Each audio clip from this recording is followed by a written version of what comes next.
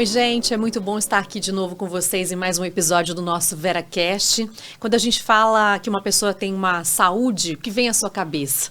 Alguns vão me dizer, é aquela pessoa que cuida do corpo, que tem pressão boa, fôlego de atleta, sem nenhuma dor ou sintoma de alguma doença, é assim que a gente pensa, né? Mas muitos de nós nos esquecemos de dar atenção à saúde dos olhos. E para conversar sobre o quanto isso é importante, eu tenho aqui comigo no estúdio o Dr. Pedro Ferrari, coordenador do Veracruz Oftalmologia. Bem-vindo, obrigado pela presença. Obrigado, Marcela, obrigado pelo convite. É sempre um prazer muito grande a gente poder falar e difundir um pouco sobre a saúde ocular. Sem dúvidas. E também o Dr. Marcelo Mussi, coordenador do Centro de Catarata do Veracruz. Como vai? Obrigada. Muito obrigado, Marcela. Muito obrigado pelo convite. É um prazer estar aqui e poder compartilhar um pouquinho do nosso trabalho dentro do Veracruz. Muito bem-vindos aqui. A saúde ocular, de certa forma, é negligenciada pelas pessoas? Com certeza.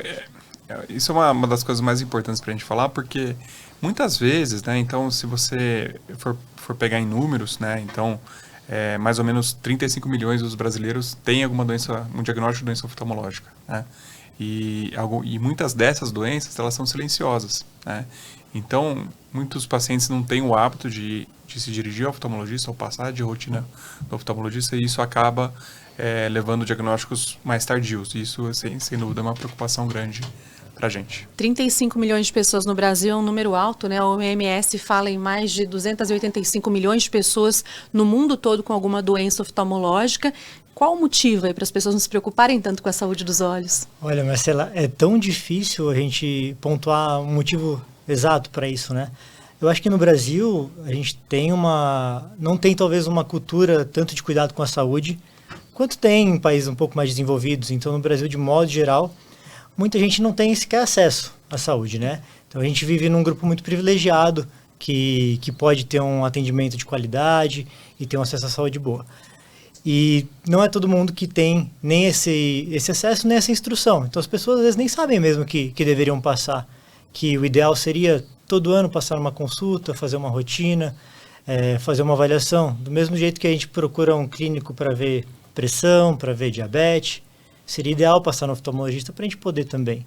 Quando vão procurar um médico ou quando vão conseguir, né, ter acesso a alguma questão de saúde, vão olhar para aquelas coisas mais básicas, mais conhecidas e não se lembram, né, que os olhos são tão importantes, tão fundamentais para as nossas tarefas mais básicas do dia a dia, né? Pois é. E isso, o que você falou, é quando ela percebe, muitas vezes ela vai ter, por exemplo, um déficit refracional, que a gente fala aqui. Já com dificuldades. Já com dificuldade, né? Então, a causa principal que a gente for pensar de doença oftalmológica é a refração, é o óculos, né?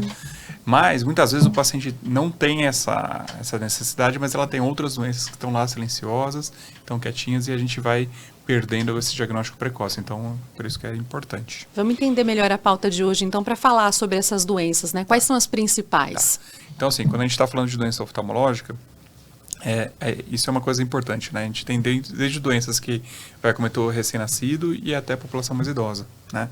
Então, hoje, com o envelhecimento da população brasileira de um ritmo muito acelerado, as principais doenças que a gente se preocupa e vê no nosso dia a dia são, basicamente, catarata, que é a principal causa de cegueira, que a gente chama de cegueira reversível. Então, se você trata a catarata, você vai ter uma reversão, ou seja, a pessoa volta a enxergar.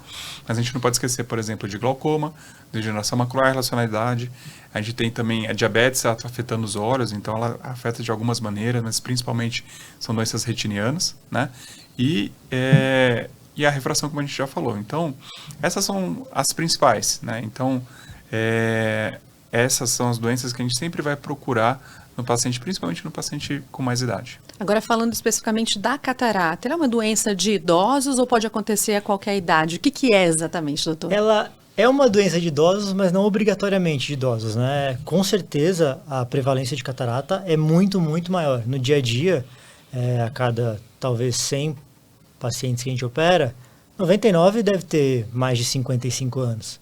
Um ou outro paciente tem menos dessa idade, mas ela pode acometer até crianças, né? Existem pacientes que nascem com catarata, e aí é uma catarata que pode vir da gestação, né? Pode vir de uma infecção durante a gestação da mãe, por isso é importantíssimo o acompanhamento pré-natal e todos os cuidados durante a gestação.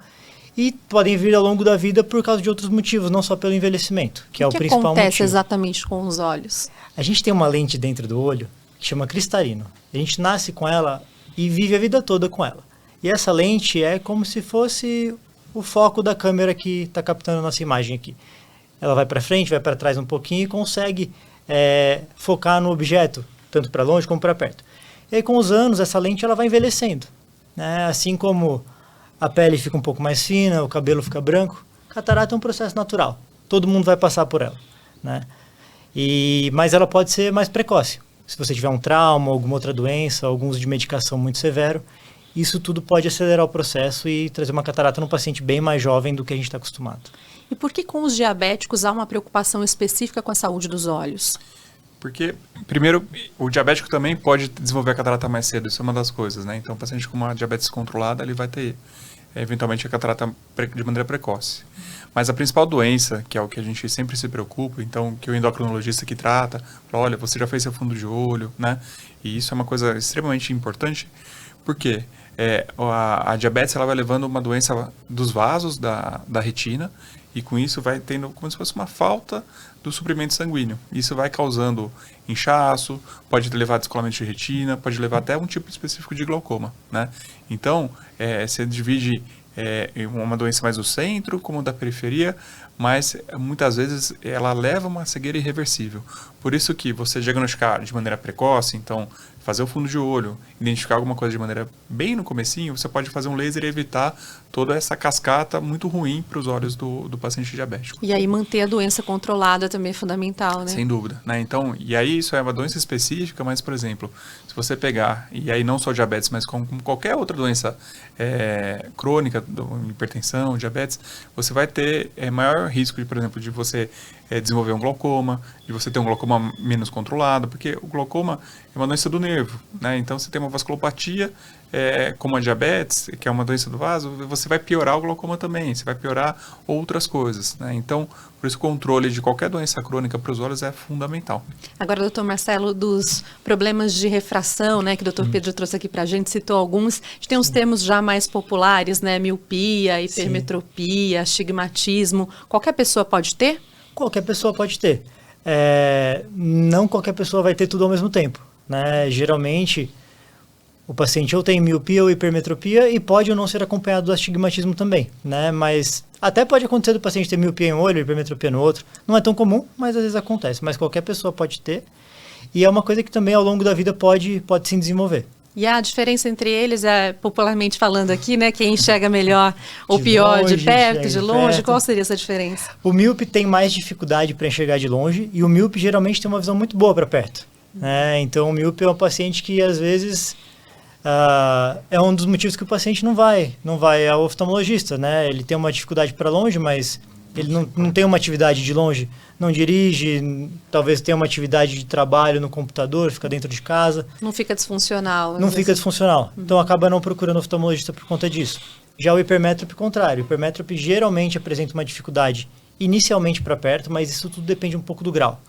O hipermétrope ele já tem um pouco mais de dificuldade, pode ter dificuldade em todas as posições. O míope geralmente tem uma boa visão de perto. E o astigmatismo ele embaça um pouquinho, tanto de longe como para perto, né? E ele é um grau, vamos dizer assim, secundário.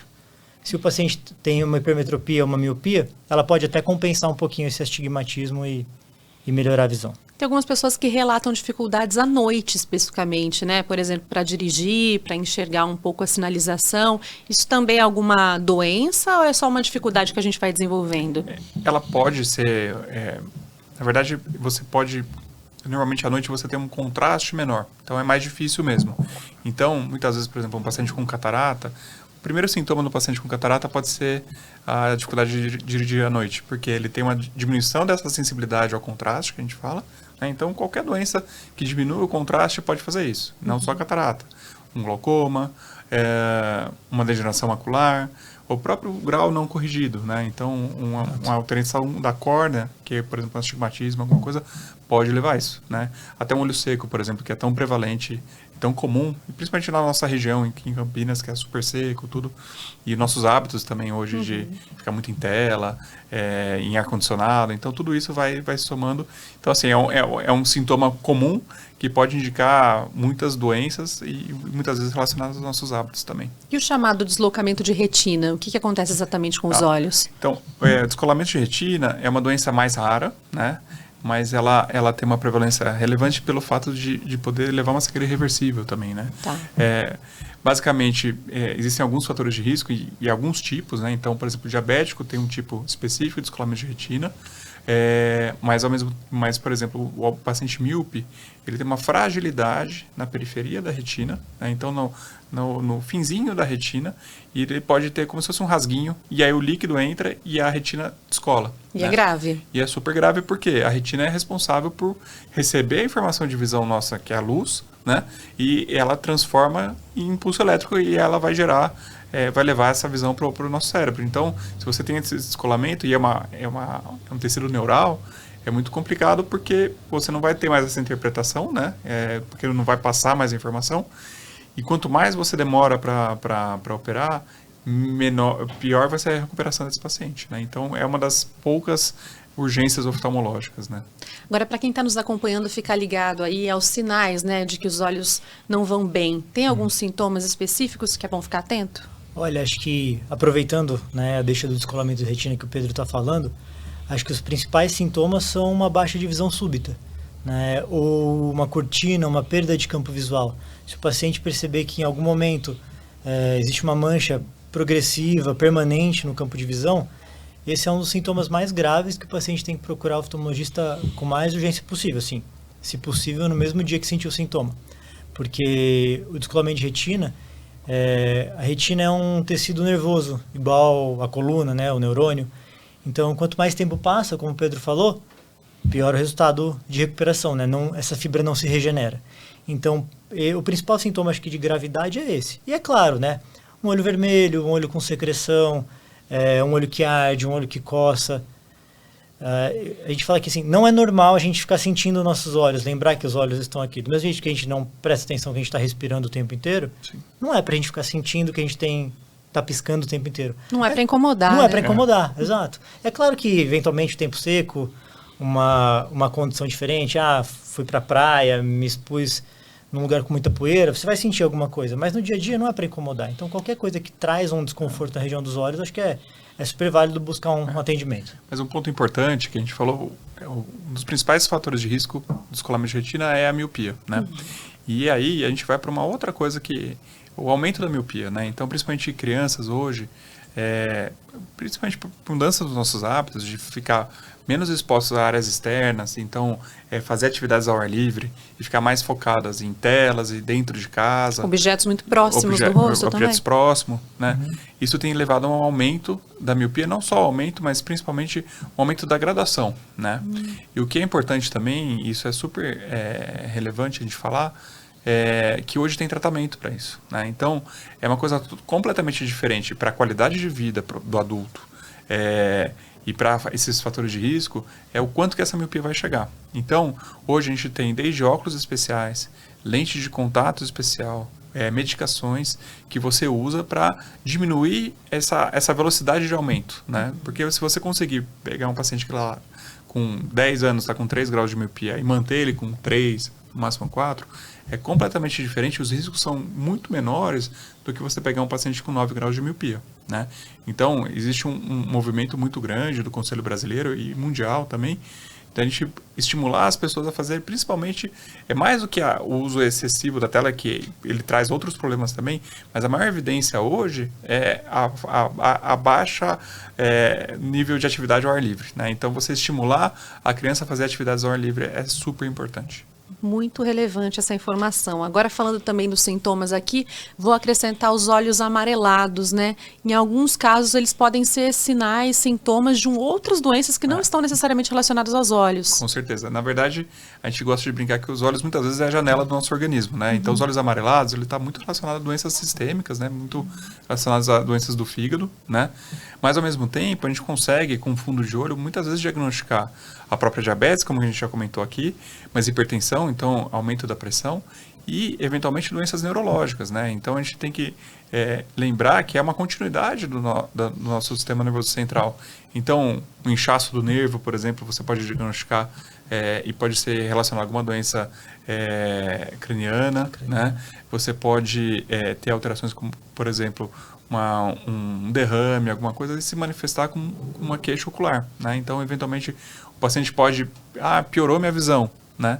E não tem... Você faz o exame oftalmológico, está normal, mas ele pode ter o que a gente chama de via ótica. Então, onde é interpretada a visão, ele pode ter tido um derrame lá no centro da visão. E aí é o único sintoma, ele não precisa necessariamente ter um déficit motor, então uma alteração de marcha, né? Então, isso é super relevante, né? Então, o oftalmologista, ele vê só os olhos, mas ele tem que sempre estar atento a toda a saúde como integral mesmo. De uma maneira ampla, né? A gente sempre fala aqui no VeraCast da prevenção, né? Do quanto é importante identificar os problemas o quanto antes, para ter até um sucesso no tratamento, né? Nesse sentido, de quanto em quanto tempo, com que frequência a gente deve procurar o oftalmologista? Essa pergunta acho que é mais tranquila de responder, apesar de ser a menos correspondida pelos pacientes. Idealmente é que todo mundo passe pelo menos uma vez por ano, né, no oftalmologista para fazer uma avaliação. É claro que em caso o paciente tem uma saúde boa, saúde ocular boa, já foi avaliado por diversas vezes, se esse tempo se estender um pouquinho, não vai trazer um prejuízo, né? Mas é claro que quem tem essa disponibilidade e esse acesso, uma vez por ano seria o ideal. Inclusive no primeiro ano de vida. Né? A criança, assim que nasce, deveria passar, né, no primeiro ano de vida em uma avaliação. E eu mesmo, né, quando eu era criança, não fui ao oftalmologista na primeira infância, demorei anos para ir, né? Geralmente os pais levam a criança para o oftalmologista quando já está na idade escolar. Que já começa a apresentar algum problema, já começa a apresentar alguma dificuldade. E às vezes já não dá mais tempo de tratar muitas coisas, né? O paciente tem um grau desde a infância e às vezes precisa fazer uma oclusão, fazer um tampão para desenvolver, estimular os olhos, pode chegar um pouco tarde. Então a visita ao oftalmo tem que estar naquela lista anual de check-up mesmo. Sim, inclusive do recém-nascido. E falando ainda em prevenção, como que os hábitos saudáveis também influenciam nessa prevenção à saúde dos olhos, a problemas, né, na verdade, nos olhos, alimentação, atividade física, você estava falando um pouco da atividade ao ar livre, né, mas tem outras coisas que também contribuem? Com certeza, se você for observar, e por exemplo, dessas doenças que a gente falou, muitas vezes, a maioria delas, os fatores de risco estão relacionados às doenças crônicas, então é a hora que você tem um estilo de vida saudável, fazendo atividade física, controlando o peso, controlando a alimentação, você não vai desenvolver essas doenças crônicas e com certeza você não vai diminuir o risco de ter essas doenças oftalmológicas, né? Por exemplo, a gente sabe que o tabagismo é um grande fator de risco para a degeneração macular, né? Então, é uma doença que vai aparecer lá depois de 65 anos e o paciente, história familiar é importante, mas o paciente que fuma ele tem um risco muito maior do que o paciente que não fuma, né? E sem dúvida nenhuma, a questão de você controlar toda essa cascata de vida mesmo, de você ter esses hábitos saudáveis, você vai diminuir a chance de ter outras doenças oftalmológicas. Com relação ao cigarro, isso é interessante, né? Costuma se elencar uma série de problemas e consequências, né, do tabagismo, mas pouco fala sobre os problemas dos olhos. Com certeza. Inclusive o cigarro pode desenvolver uma catarata um pouco mais precoce também, né? E essas outras doenças inflamatórias, como diabetes e hipertensão, são causas fundamentais das doenças oculares. E o estilo de vida saudável, acho que afeta diretamente nisso. E também pode afetar diretamente a visão, né? Existem algumas deficiências de vitaminas, né, que podem afetar também a visão diretamente. Mas acho que o principal fator é essa atuação indireta do estilo de vida, né, que vai te levar a uma doença, um sedentarismo, uma inflamação do corpo, e aí pode te piorar o olho seco, vai te causar hipertensão, vai te causar diabetes, e tudo isso vai te trazer consequências para a visão. Vamos voltar para o tema das telas, então, né, que você já trouxe um pouco aqui e aprofundar um pouco mais, porque é polêmico no mundo moderno, né, em que a gente está tão conectado o tempo todo. O uso excessivo realmente, além de criar essa questão com a miopia, também pode provocar alguns outros problemas nos olhos. Ela pode trazer sintomas, né? Então, por exemplo, o nosso olho, como que ele funciona, mais ou menos, né? Quando a gente olha para longe, a gente está descansando o olho, e para perto a gente está trabalhando, né? Então, imagina você que fica o dia todo olhando para perto, isso não importa a idade, vai ser ruim, no fim do dia você vai ter um cansaço visual pelo excesso da tela, né? Você pisca menos quando está à frente da tela, então, além do olho seco, você tem um problema que a gente chama de acomodação, então dá uma fadiga, então um cansaço ocular, né? E fora isso, a gente pode ter esse estímulo do aumento da miopia, como a gente já disse. Então, em regras gerais, o Conselho Brasileiro, o que ele fala hoje? Até 2 anos, sem tela para criança. Então, Zero tela. Zero tela. A gente vê muito, você vai em restaurante, né, o pai quer comer ali, deixa aquele celularzinho, até 2 anos, 0, tá? De 2 a 4 anos, no máximo 1 hora. Aí depois, até 10 anos, até 2 horas.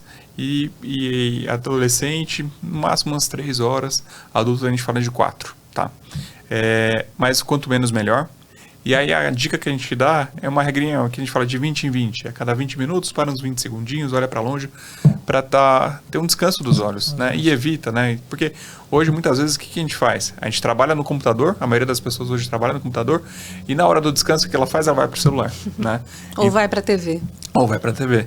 Então, o nosso olho, que é projetado para longe e de vez em quando para perto, a gente inverteu essa lógica e isso tem trazido esses diversos problemas para a gente. Então, quem fica horas ali no escritório em frente ao computador, por exemplo, ou em casa, né, em home, pode sair um pouquinho, olhar para a janela, vai para a sacada, sai no quintal, dá um jeitinho de dar esse descanso para os olhos, é importante. Ideal. E se fizer por 20 segundos que seja, né, nessa regra dos 20, já ajuda muito, mas é claro, se o paciente puder levantar, tomar uma água, distrair um pouco por 1-2 minutos, vai chegar no final do dia com muito menos cansaço. Até porque, não só pelo esforço de perto, mas o tempo todo que a gente está muito concentrado, a gente pisca menos. Então, a lágrima evapora mais, o olho fica um pouco mais seco. Então, tirar um pouco esse foco, com certeza ajuda. Eu sei que é difícil na rotina de muita gente, né?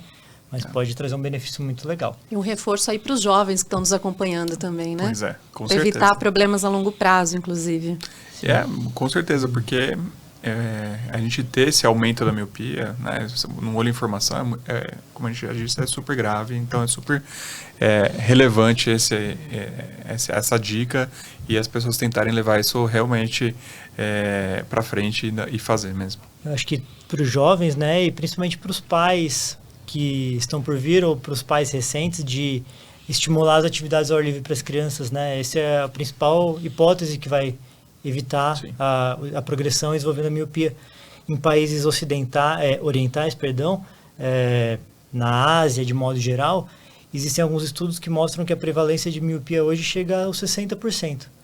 Porque lá eles têm talvez menos exposição solar do que nós temos no Brasil, então esse é um fator de proteção legal que a gente tem aqui. Mas lá eles têm um estímulo a uma cultura de estudo, de leitura, né, e de atividades dentro de casa muito grande. Então, a prevalência de miopia está crescendo muito, né? Hoje em dia, a gente vê uma foto, tem até uma revista muito famosa, que tinha foto de uma população oriental e você vê 80% da população de óculos. Olha, é preocupante, né? Já ficou claro pra gente, por exemplo, que os pais têm que levar os filhos desde cedo ao oftalmo, né, para fazer o check-up. Quais são os problemas mais comuns que acometem as crianças? Nas crianças são basicamente as ametropias, que a gente chama de grau de óculos mesmo, né? Então, miopia, hipermetropia, astigmatismo. Uma coisa importante, que a gente não falou, é diferenciar o astigmatismo, né?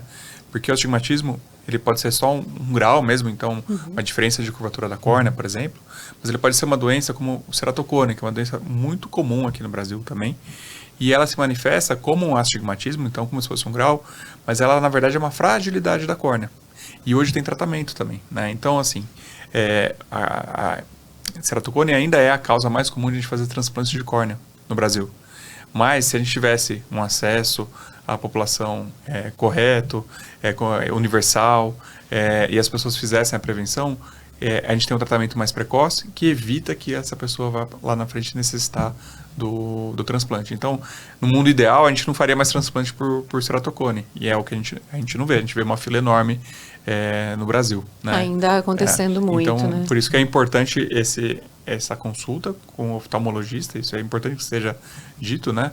E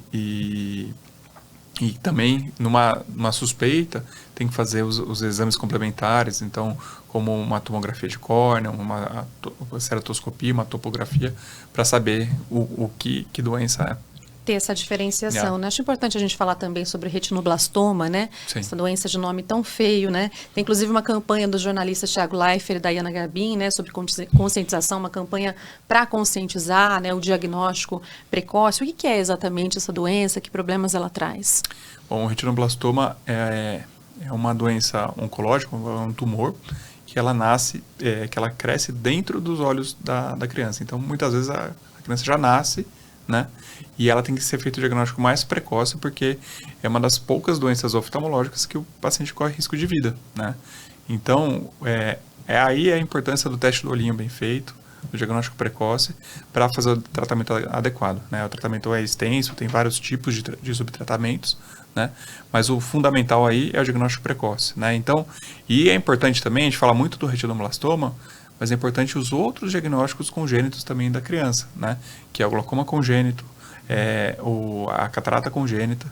Então, quanto antes você diagnosticar, melhor. E aí é importante o serviço, a maternidade ajudar a gente, o oftalmologista, a fazer o diagnóstico. Tem um caso super recente aqui do Veracruz, que encheu a gente de orgulho, porque a gente teve uma criança que infelizmente nasceu com glaucoma congênito, né? Mas com 9 dias ela já estava sendo operada, né? Então a gente teve um auxílio, até a doutora Camila Neto, que vai estar ouvindo a gente no podcast, que ela veio de São Paulo, porque é super raro essas doenças, né? Então ela é chefe lá da Escola Paulista, ela veio nos auxiliar e por uma felicidade da pediatra que, olha, o teste de olhinho não está legal. No mesmo dia a equipe de oftalmologia já foi a beira-leito, já examinou, já viu a pressão que estava alterada. Com 9 dias essa criança já estava sendo operada e com certeza isso fez toda a diferença, né? Então, para todas essas doenças congênitas, a importância é saber fazer o teste do olhinho, né? Muitas vezes não vai ser o oftalmologista que vai ver, então é na própria maternidade que é feito.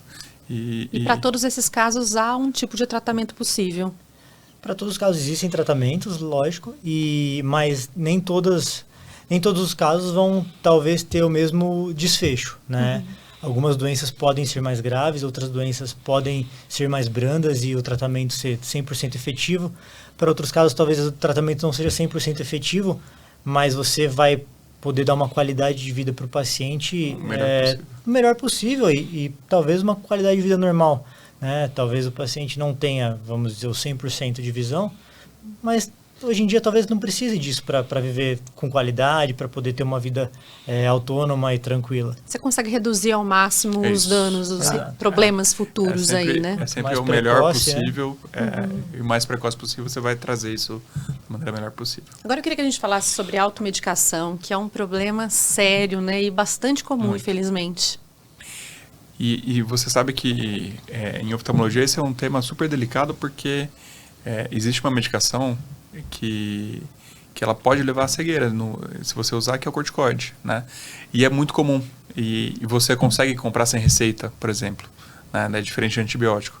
E o corticoide, alguns pacientes, além de poder levar, por exemplo, a uma catarata, mas a catarata é reversível, também alguns pacientes são sensíveis, ela pode aumentar a pressão dos olhos e levar a um glaucoma, e aí ser irreversível. Ele costuma ser indicado para casos alérgicos? Pois é. Então, muitas vezes, muitas crianças até usam corticoide por alergia, né? Então, eventualmente, alguma batida, uma conjuntivite, que é tão comum, e muitas vezes, os pacientes acabam usando, e eventualmente não teria nem necessidade, né? Você pode levar a complicações se você usar corticoide pela conjuntivite, e aí essa automedicação acaba levando, muitas vezes, à cegueira, se prolongado, e isso acaba sendo muito relevante. E o corticoide é uma medicação que ela alivia os sintomas de uma maneira muito intensa, né? Então, às vezes, o paciente não está tratando a doença, mas ele está tratando o sintoma. Então, o olho que coça, em vez dele fazer um tratamento adequado de evitar ter a alergia, o corticoide mascara esse sintoma, tira da crise. Só que aí pode trazer essa complicação de aumento de pressão. E justamente nesse sentido, né, o corticoide tem um acesso muito fácil. O paciente que já usou uma vez e sabe que melhora, ele vai comprar e vai usar novamente, e aí pode ter essa complicação se não fizer um acompanhamento adequado ou se usar inadvertidamente. Então, essa história de correr para a farmácia, comprar qualquer colírio quando tem algum desconforto é um baita de um erro, né? Um baita de um erro. Sempre importante procurar um oftalmologista para ter uma prescrição adequada. E hoje a gente também observa muita gente comprando tudo pela internet, inclusive óculos. Qual é o problema disso? Olha, a chance de você acertar o óculos sem uma prescrição correta é muito grande. E, na verdade, além de você estar com o óculos errado, você está perdendo a chance também de ser diagnosticado com as outras doenças, né? Então, por exemplo, depois dos 40 anos que começa a presbiopia, que é quando todo mundo vai pegar aquele óculos para perto, fala, olha, pega do marido, do vizinho, né? Mas, na verdade, ele está não tendo uma medida da pressão intraocular, que é extremamente fundamental depois dos 40 anos, né? E ele não está sendo visto o fundo de olho, né? Então, ele vai ter essa prescrição que às vezes vai ajudar mais ou menos, mas pode dar uma dor de cabeça, pode ser ruim, e ele está também não fazendo a prevenção das doenças que a gente já comentou, né? Então, isso aí pode ser muito deletério para a saúde ocular dele. Isso vale para os óculos de farmácia também? Com certeza, eu acho que entra no mesmo ponto que a gente comentou no começo da conversa sobre por que as pessoas são tão descuidadas com a saúde dos olhos, né? Porque às vezes elas buscam alternativas, tratamentos e acreditam que isso não vai trazer nenhum prejuízo para elas. E isso que o Pedro comentou, né? O paciente pode até resolver o problema imediato, que é não estar enxergando um pouquinho de perto. Tem que esticar um pouquinho o braço, colocar um óculos de perto. Mas ele vai deixar de ter outros cuidados, deixar de ter outras atenções da saúde oftalmológica, que é fundamental. Vai causar outros ali na frente, né? Com certeza. Agora, falando das estações do ano, tem alguns períodos em que a gente sofre mais, né? Que os olhos sentem mais, dependendo da estação e do clima. Como é que funciona isso? Bom, acho que não tem... não existe uma regra só, vamos dizer assim. Depende muito... Acho que no Brasil a gente pode usar, a gente tem um clima muito diverso e talvez... a gente não tem as estações tão bem definidas no Brasil, mas num tempo de muita seca ou num tempo de queimada que a gente teve recentemente, né? A situação de chegava em casa, tinha poeira em cima da mesa. Imagina essa poeira no ar, depositando sobre o nosso corpo, depositando sobre os nossos olhos, né? Muitos pacientes tiveram uma reação alérgica, uma reação inflamatória, doenças de superfície ocular, ou uma piora do paciente já tem um quadro básico, o paciente às vezes já tem um olho seco que está controlado, e isso pode piorar muito, né? Então a gente precisa de um tratamento.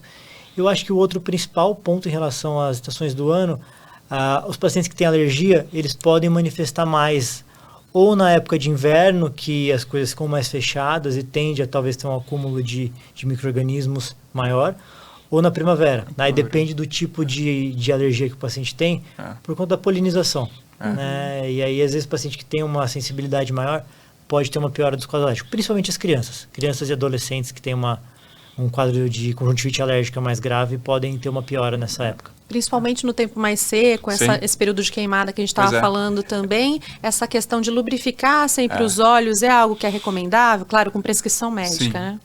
Isso é até uma coisa que eu brinco com meus pacientes que há mais ou menos uns 3 anos eu vim de São Paulo, que é um ambiente poluído, que a poluição também ela afeta muito os olhos, né? Eu falei, olha, eu vou chegar em Campinas, na região de Campinas, não vou atender tanto olho seco como atendi em São Paulo.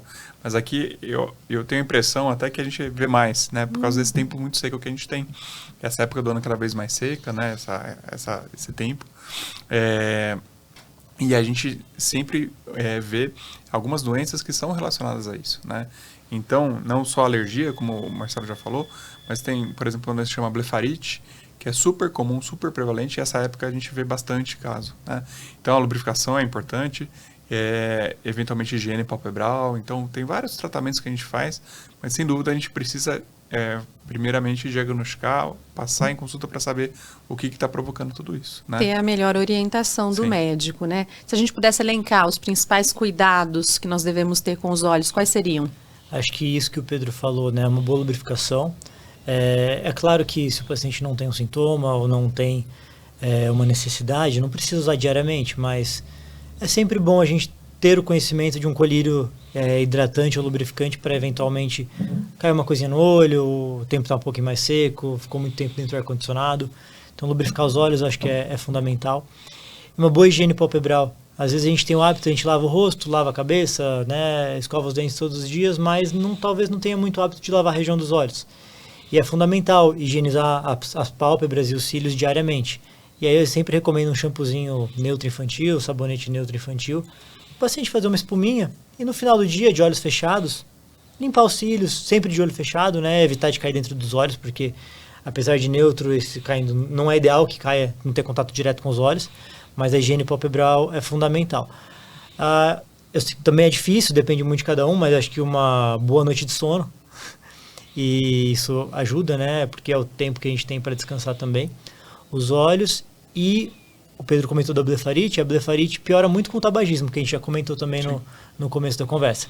Então, evitar exposição a ambientes muito sujos, fumaça, ou o tabagismo em si, eu acho que é um cuidado fundamental. Para quem usa maquiagem, também tem que ter um cuidado extra aí, né, na região dos olhos. Principalmente para tirar essa maquiagem no fim do dia, eventualmente saber se ela não está trazendo uma alergia, alguma reação, né, isso é super importante, né. Não só maquiagem, né, uma alergia super comum que a gente vê em mulheres é o uso de esmalte, né, alguns esmaltes, como você coça a pálpebra, muitas vezes vai levar alergia à palpebral, então tem várias coisas que são importantes, tudo que é externo no nosso corpo, a gente tem que saber muito bem o que a gente está colocando e o impacto que isso aí pode causar. E eu imagino que para quem usa lente de contato tem um cuidado a mais aí, né? Sem dúvida, né? Então, assim, primeira coisa, a lente de contato é super segura, né? Mas desde que seja feitas as recomendações que o seu oftalmologista falou, né? Então, mas basicamente nunca dormir com a lente, usar pela hora recomendada de cada especificação, descartar no tempo recomendado, né? Então, muitas vezes a gente vê o paciente abusando, uma lente de descarte mensal, ele usa 2, 3 meses, né? Pode até pegar uma infecção, de repente. E esse é o maior risco, né? Então, a lente é segura se você fizer tudo certinho, né? Mas, a grande preocupação, porque a infecção, o antibiótico não é igual, por exemplo, numa pneumonia, que você usa a dose recomendada, você tratou a pneumonia, né? Não tem vaso na córnea, então o antibiótico não chega, então é muito mais difícil a gente tratar. Então, de novo, aí a prevenção vem novamente, né? Você precisa fazer as coisas corretas para evitar que você tenha infecção ocular. Não só o tratamento da infecção é mais difícil, como as sequelas são muito maiores. Sim. Porque uma coisa é você ficar com uma pequena cicatriz no seu braço, na sua mão, em qualquer parte do corpo. Uma pequena cicatriz no eixo visual, como a gente tem um sistema óptico, qualquer alteração que compromete, né, a qualidade do raio de luz que chega na retina atrapalha totalmente a visão. Então, às vezes, uma cicatriz besta de milímetros pode deixar o paciente sem enxergar. Mas, em linhas gerais, os cuidados da lente de contato, né, o que a gente tem que se preocupar? Como eu já falei, o tempo de uso, né? Se você tem um descarte quinzenal, mensal ou anual, você tem que respeitar isso, né? A duração do uso, então, no máximo de 8 a 10 horas por dia, né? Se você eventualmente chegou na sua casa, não tem mais necessidade, é bom tirar também para os olhos descansarem, né? Mas o importante é a higienização, né? Então, sempre quando você for utilizar a lente, e principalmente manipular a lente, tá com as mãos limpas, né? A caixinha que você usa, descartar a cada 3 meses, eventualmente se for lavar ela frequentemente, né? Até ferver, você pode ferver ela. Você sempre usar os produtos recomendados pelo médico, né? Nunca soro fisiológico, porque o soro fisiológico, principalmente o frasco grande, você pode ter contaminação e isso ser o que vai causar a infecção nos olhos, né? E também, além disso, você... Acho que evitar, né, o uso em ambientes aquáticos. É verdade. Os lentes de contato em piscina, ou principalmente rios e lugares que podem ter uma contaminação com protozoários, pode trazer uma infecção muito grave, né, uma sequela muito grande. Como a gente falou, o tratamento de infecções oculares são muito difíceis. E as infecções por lente de contato às vezes acabam sendo ainda mais difíceis, que geralmente são micro-organismos difíceis de combater, principalmente ameba e pseudomonas. São 2 micro-organismos que podem causar uma infecção muito grave e inclusive precisar de um transplante de córnea ou levar cegueira. A gente sempre traz aqui um pouco dos avanços da ciência, né? Eu gostaria que vocês comentassem também quanto a tecnologia ela tem ajudado no diagnóstico, também no tratamento das doenças dos olhos. Olha, a oftalmologia acho que todas as especialidades, né? Mas a oftalmologia especialmente é uma especialidade que anda muito de mãos dadas com a tecnologia em todas as áreas. A oftalmologia ela tem desde o consultório básico, que é o mesmo há um século, não sei dizer quanto tempo, mas há muito tempo. Mas, ao mesmo tempo, no outro extremo, ela tem tecnologias de implante de lentes intraoculares, que são lentes que podem devolver a visão com muita qualidade de vida para o paciente. Tem se desenvolvido novas possibilidades de lente, que um dia talvez a gente consiga jogar uma radiação na lente dentro do olho, e essa lente consiga mudar o grau e corrigir o grau do paciente. E em um congresso que eu fui recentemente, tinha até um setor teve uma sala sobre inovações, e existem alguns estudos que eles estão desenvolvendo projetores para serem implantados dentro dos olhos para as pessoas que não têm uma transparência, como essa que eu falei da infecção. Então, assim, a tecnologia, ela está aí, mas como tudo em medicina também, ela demanda muito estudo e muita cautela. Sim. Porque qualquer implante que você coloca no olho, isso, se tiver um aquecimento, um vazamento, pode trazer uma consequência muito grave. Muita responsabilidade, né? Mas é interessante porque os procedimentos estão cada vez menos invasivos. Pois né? Hoje, por exemplo, o principal tratamento de glaucoma, por exemplo, minha especialidade é glaucoma, que a gente faz para glaucoma inicial, não é mais nem o colírio, é laser. Então, a gente usa muito laser hoje. Né? Então, a tecnologia realmente revolucionou, não só o tratamento também, mas como o diagnóstico. Tá? E uma coisa que a gente usa muito na nossa clínica, na nossa prática diária do Veracruz, é o uso dos dados. Então, a tecnologia da informação. Né? Então, a gente tem a evidência científica robusta, que a gente sempre vai fazer o melhor para o paciente, mas hoje a gente tem a informação que é trazida pelo paciente também, né? Desde questionários de qualidade de vida, né? E os dados que o próprio prontuário gera para a gente. Né? Então, por exemplo, que a gente falou já, quantas vezes o paciente tem que vir com o oftalmologista. Hoje, a gente tem uma tecnologia que fala, por exemplo, no paciente com glaucoma, ele tem que vir a cada 4 meses, 3 meses, ele tem que vir com uma frequência maior. E eu sei que o paciente que tem a designação até a cada 4 meses, ele não vem, ele piora com mais frequência o glaucoma. Então, a gente tem hoje inteligência artificial nos ajudando dentro da clínica para buscar esses pacientes e falar, olha, esse paciente deveria ter agendado a consulta, não agendou, vamos recuperar esse paciente porque ele vai ter um melhor cuidado dos olhos. Então, reforçar essa orientação. Não só nos tratamentos diagnósticos, mas a tecnologia da informação trazendo também, facilitando no dia a dia e melhorando a qualidade do atendimento oftalmológico. Eu acho que isso é super relevante. E todos esses dados, né, o Pedro consegue ter basicamente em tempo real, com toda a estrutura que foi montada lá no Veracruz, e o auxílio de inteligência artificial e dos programas de inteligência, né, de dados, a gente consegue buscar. E aí o Pedro falou, o paciente que precisa de um acompanhamento mais próximo a gente consegue, mas ao mesmo tempo o paciente que não precisa de tantas consultas, a gente conseguiu encurtar o tempo que o paciente fica na clínica ou o número de retornos que o paciente tem, porque tem muito paciente que vem de fora, tem um deslocamento para chegar na clínica. E às vezes o paciente antigamente precisava vir para passar num médico, aí depois tinha que passar com outro especialista, aí depois tinha que marcar os exames. E hoje a gente consegue fazer todo esse ciclo em uma consulta só. Dá uma otimizada realmente nesse atendimento, né? Mesmo pelo fato de os exames serem mais fáceis de serem feitos hoje em dia. Então, eu lembro quando eu comecei a prática, o aparelho de campo visual ele pegava uma sala inteira, demorava quase 15 minutos para fazer por olho. Hoje a gente consegue fazer em 2 minutos e meio com uma efetividade melhor, né? E o aparelho já fala para você, o próprio aparelho tem os algoritmos, se piorou, se não piorou. Então, E hoje ele entra na sala com tudo isso pronto, já facilita a nossa vida, mas também deixa muito mais confiável e mais assertiva a nossa conduta no dia a dia. O médico tem acesso a muito mais informação, né? Muito mais informação e muito mais segurança você pode... O paciente está sendo bem mais cuidado. Com certeza. Fica mais seguro. Que incrível. Obrigada, doutores, por compartilharem aqui tanto conhecimento com a gente. Tenho certeza que contribuíram muito aí com quem nos acompanha. Doutor Pedro, obrigada pela participação. Obrigada, Marcela, mais uma vez pelo convite. Marcelo, obrigada, viu? Muito obrigado, Marcela. Foi um prazer estar aqui com vocês. Foi um prazer recebê-los também. E para você que sempre nos acompanha, mais uma vez o nosso muito obrigado. Continue acompanhando os nossos temas voltados à sua saúde no nosso canal no YouTube. Até terça-feira que vem, às 8 da noite.